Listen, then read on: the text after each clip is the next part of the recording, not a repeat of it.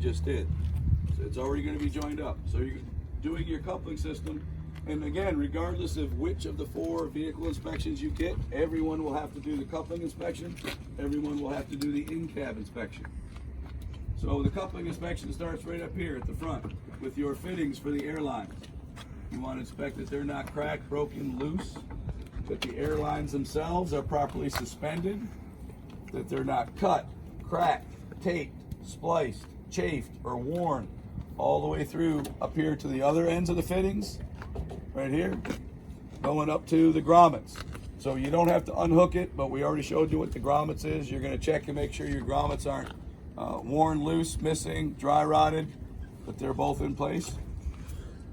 You want to check your electrical line at both ends. Make sure it's fully seated and the cover plate is latched. Fully seated, cover plate latched. That's to keep it from coming out.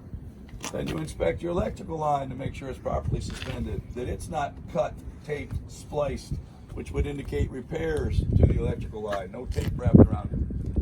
And no exposed wiring or conduit, or no burnt or melted wires. So you're looking for all that electrical damage. All right, and that takes us to the next step in the coupling process. Again, I kind of do this from front to back and then top down. So going top down, the next thing is the apron of the trailer. The big plate here on the front. So you're checking that the apron isn't cracked, bent, broken, or have any holes that aren't supposed to be there.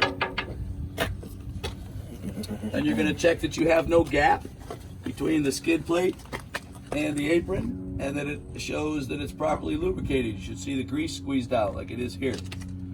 Then you're going to check your skid plate to make sure it's properly secured to the platform with this pivot pin, and then the retaining pin and cotter pin, keeping it in place.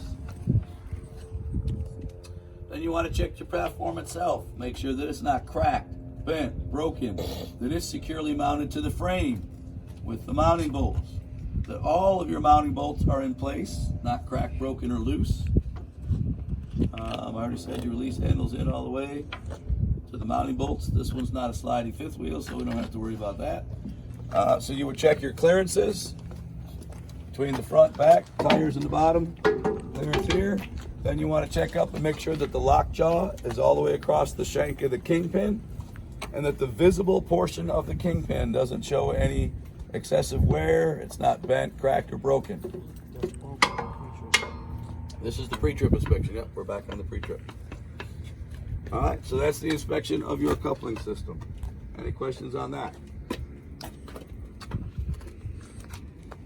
All right, I've got 10 after. Why don't we go ahead and take a break? We'll come back out at 25 after, and we'll pick it up with inspecting the trailer.